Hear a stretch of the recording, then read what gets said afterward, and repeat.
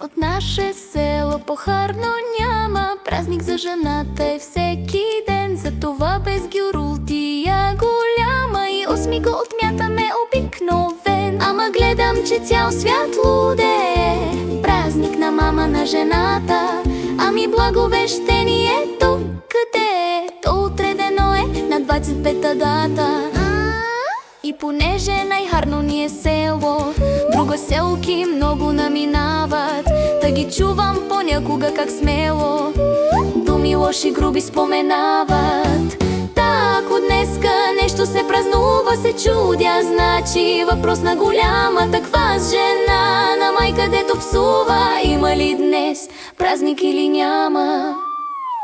Не знам я има ли или пък няма, едно съзнам, хич няма срама.